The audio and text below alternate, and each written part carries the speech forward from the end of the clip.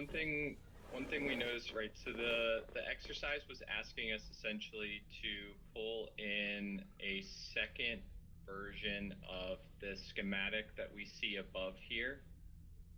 This motor one with a connector XS1, X1P, and then an X1S, right?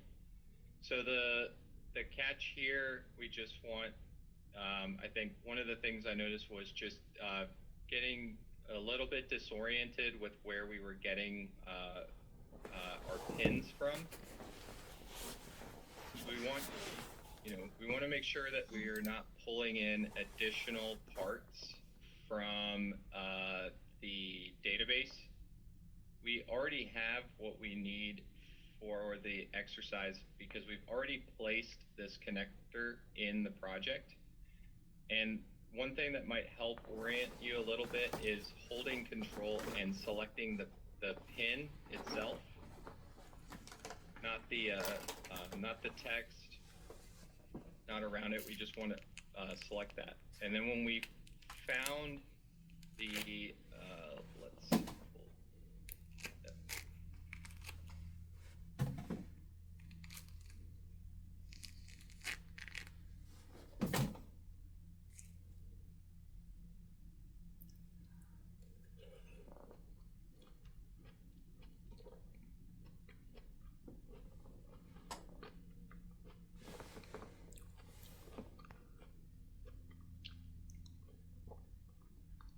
what we notice is that we want to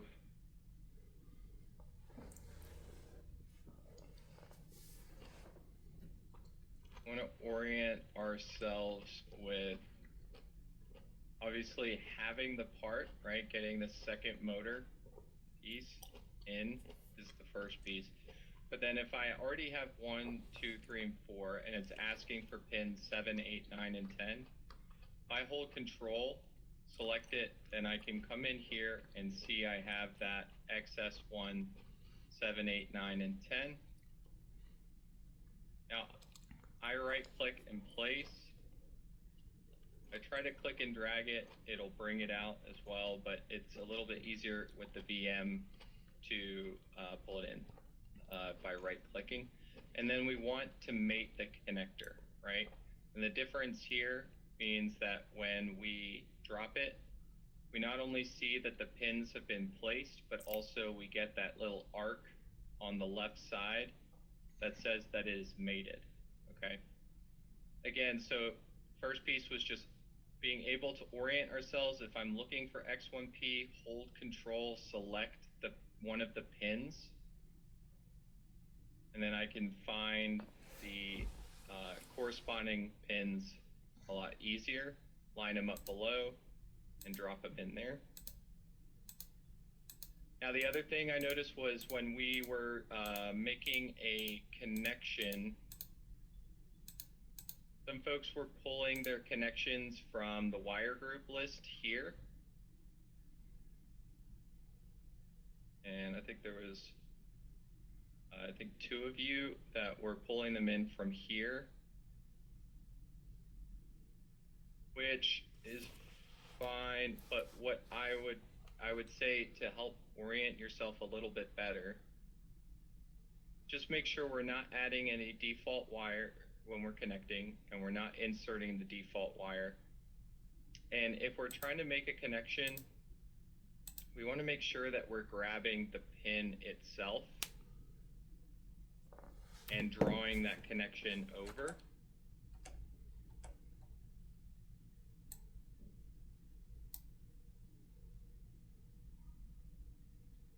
We're trying to make the connection and we move too far to the left and we end up starting to assume that we're going to create another mating connector, which is an automated feature, but it doesn't help us in this case where we're just trying to make that.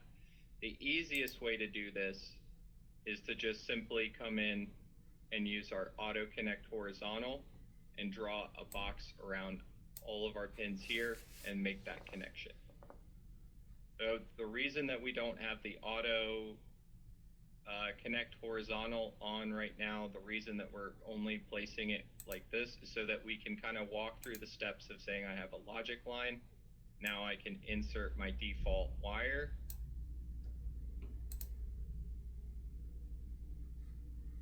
I can do that here by saying insert default wire.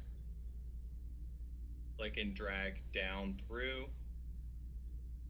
Do it this way. Or as some of you wanted to do, you wanted to pull it in from your database. So right click, connect wires continuously, click down and through, add it that way, okay?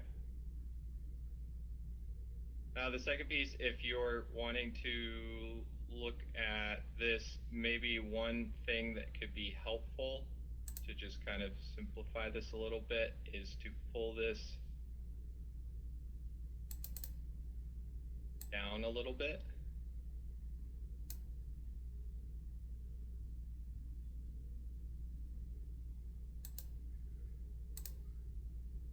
Here we can then add our second line of connectors and then just make that connection one at a time.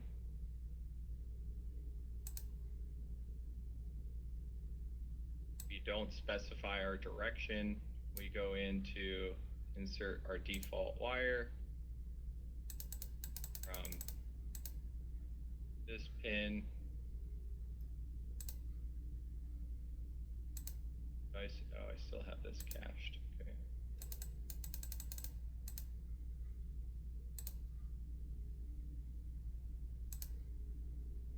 Six.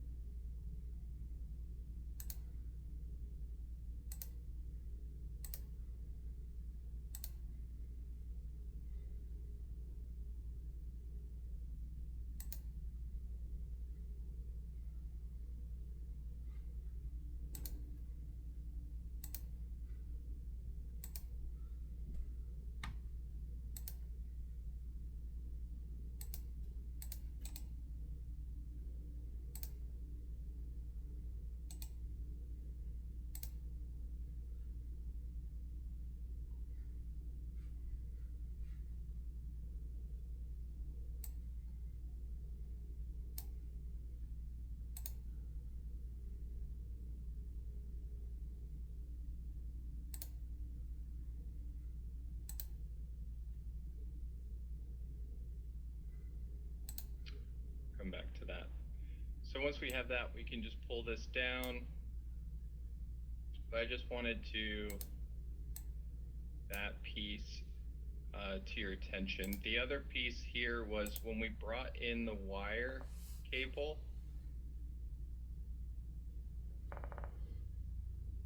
we're actually inserting the cable into the database first, okay? You can insert the cable, and then from there, it will appear in our device tree here. Now from here, I can right click,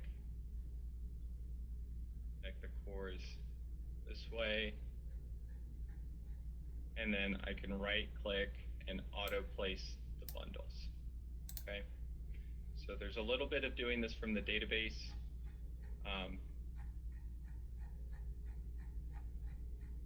When we do that, but those are just a couple things that I noticed while folks were working through this. Wanted to point that out. All right. All right, let's jump back. Just gonna go back now. Well, I guess let me see.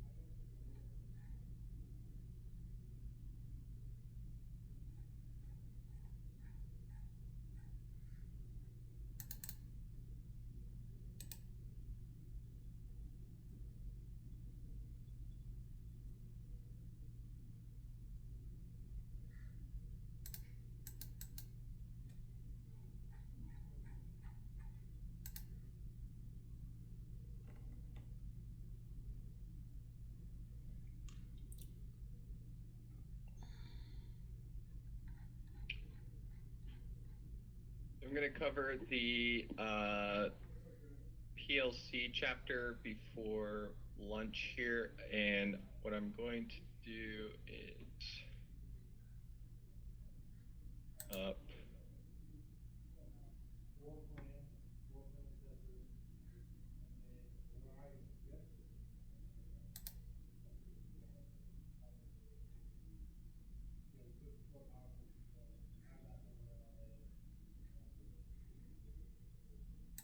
so just want to talk through PLCs here before lunch.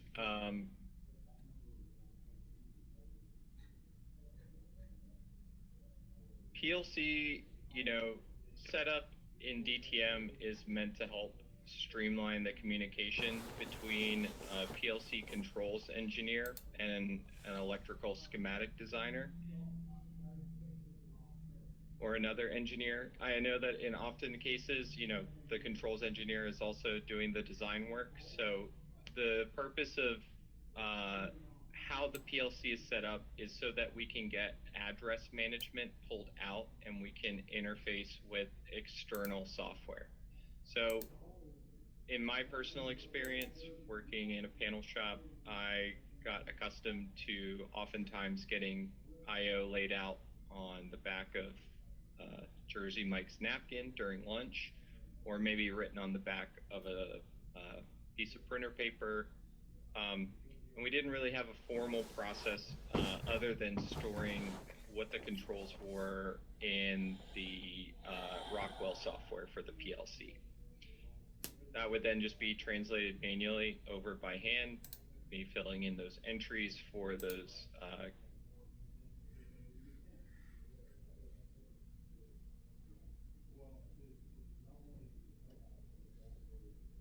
setting up the attributes. What we're doing in the panel is doing the PLC addressing and then pushing and pulling it out through the address manager.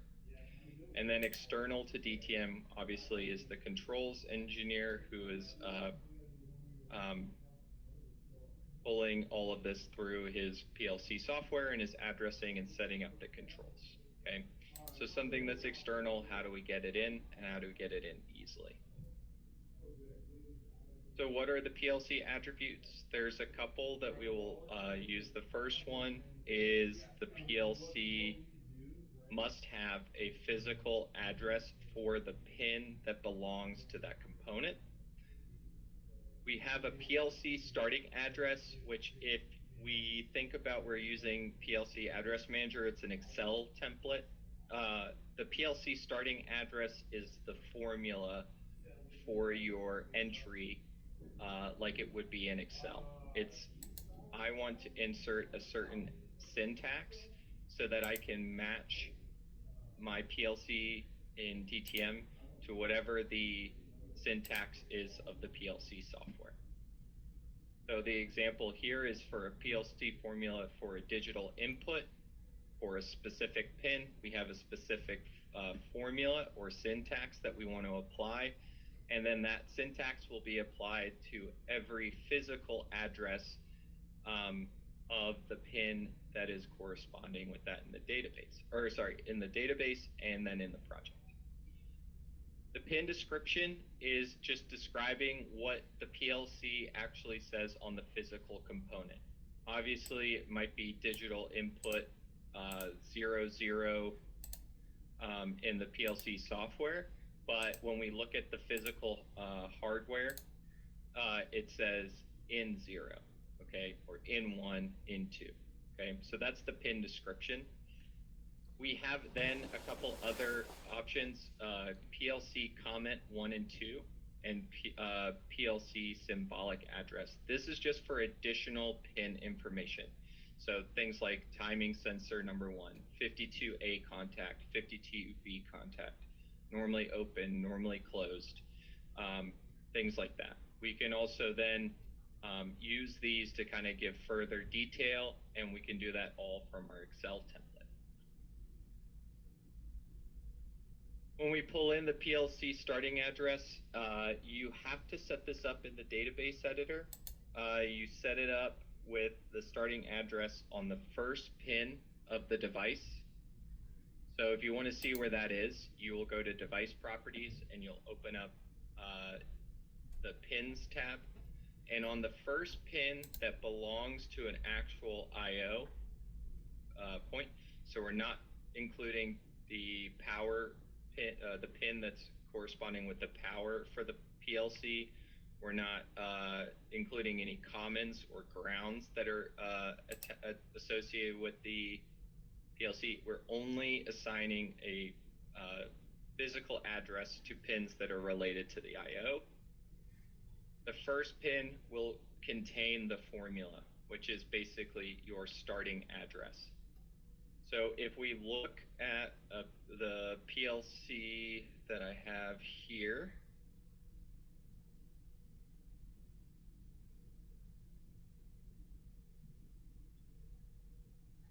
when I come in here, you'll see I have N0, N1, N2, all the way down, and then I have 2 here, ground 0. This is my pin description right here. This is just the pin number.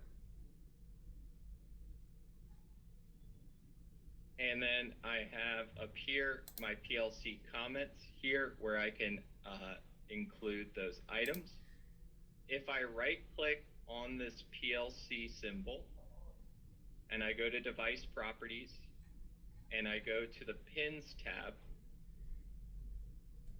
you will see that I have PLC comments here associated with this digital N16. And on the first pin, you will see a PLC physical address, digital input 00. You'll see a pin description in 0, and you'll see my PLC comment 1 and 2, okay? Now, if I need to define or change the starting address, I need to go to this PLC addresses tab that appears for my component because I've added the PLC attributes. And this is where I can actually modify the PLC starting address. So if I wanted to modify this, I could set it to digital output with 3 digits, 0 to 15, and we could modify it that way. Let's just take a look at that syntax for a second. The first portion of this is fixed text. So this is just outlining what you want the preface to be. So it could be digital input, digital output, analog input, analog output, and then a hard space. The second part defines the number of I/O digits. So it's going to be a 2-digit increment or 2-digit number placement. So digital input 00. And then we have an I/O channel range. Basically, what is the starting number and what is the finishing number of my PLC. So in the example we're using, we have digital input 00, so our increment would be 0. In this case, it's 1 to 64, and then we define an increment. So if we're just looking at this left-hand side right here, it would translate to digital input 01. The second pin would be 02, because of our increment 030405. Same thing here, we can then add another fixed text by adding a space, and then we could add on another one, so it would be digital input 01.10,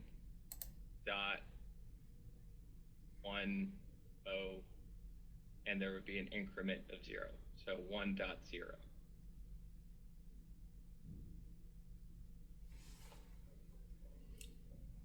So this is kind of it can be a little convoluted for some, but we'll show you what that looks like here.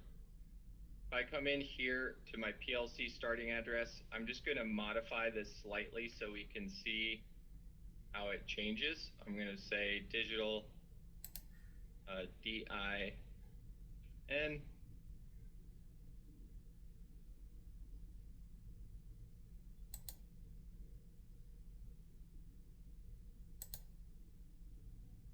I'm going to change my my digits to 3 digits, and I'll leave my increment at 1.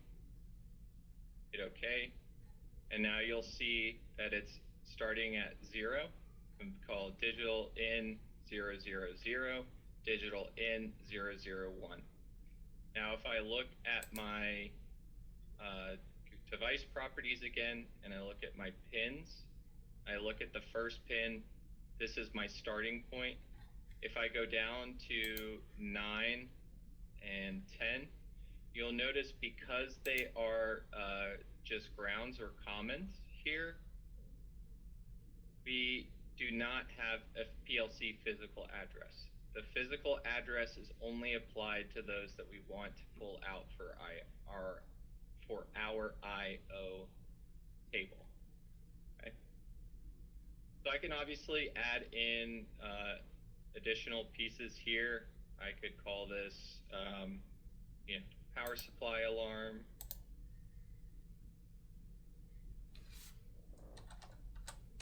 Contact. Hit apply, and it would fill in next to that pin. But what I would like to do is be able to pass this over to somewhere where the controls engineer could review or could even fill out this information, and then I could readily bring it in. So to do that, I go to add-ons, I go to PLC interface, and I go to address management.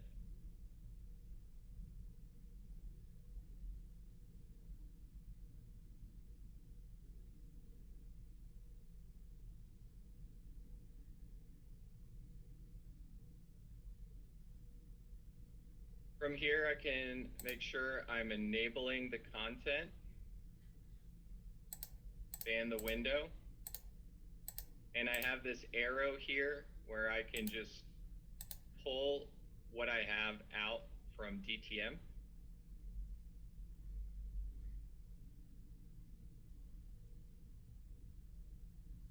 It's going to ask me which program or which project I want to pull out of, which is the PLC. I say OK. I will then get a confirmation on DTM that the I/O has been pulled out. I'll say OK. Now from here, I can come in. I could add in symbolic addresses.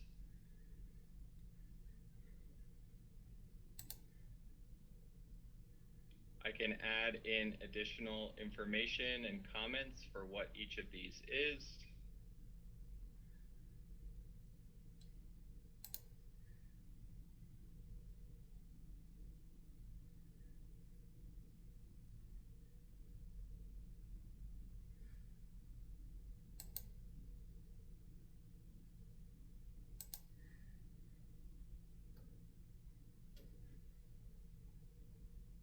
Apply that to all of these.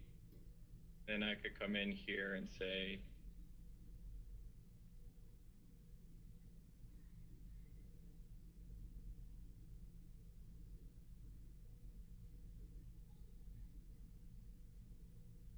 what What I can also do is test for any duplicate addresses, where it will look and search to see if I have any overlapping.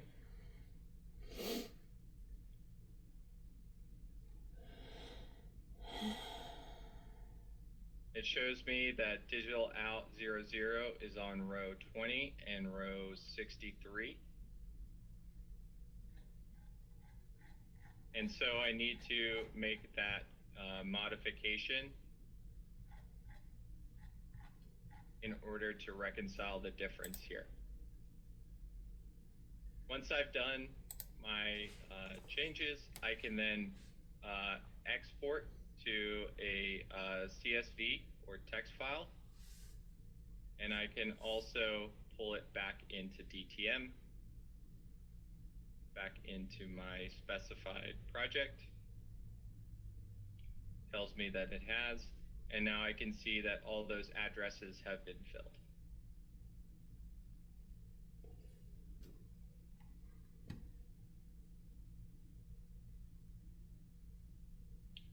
So you can pull from DTM, you can push data back from the address manager into DTM panel, and then automatically update any changes that are needed, which is a lot better than the way that I was doing things at one point in time. So it keeps things organized. You can also see the higher level assignment here, the location, the device pin, the pin name, the signal corresponding with that IO, what sheet it is on, and what its connected device is.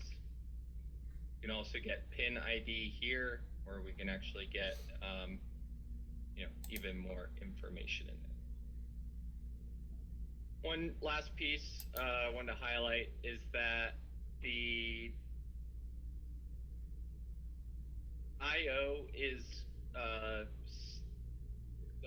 is dependent on the manufacturer. You're going to need them to provide those parts. We talked in Database Editor about having MVP parts, minimum viable product parts, to keep things moving. But a lot of this PLC stuff and a lot of this is really dependent on the vendor data and the library implementation, or how much information they're providing to their partners, whether it be Cadenas and Component Cloud or ECAD port. So you should anticipate that there should be some work done. When it comes to this PLC like this base is really not going to contain any pins or information that we're going to be setting up. It's purely going to be the slot points that we need to then stack our IO modules in here, and they are going to carry all of the symbols for our schematics and all of that piece to it. So I want to point that out. Now, you do not have Excel on the virtual machines, so I'm going to give you exercise 3 as homework to do on your personal machines, and it's something that you can review, and if we want to cover or discuss it during the coaching, I'm happy to, but just wanted to bring that to your attention. Are there any questions before we break for lunch? I'll go ahead and just use this exercise, just see if we have any questions.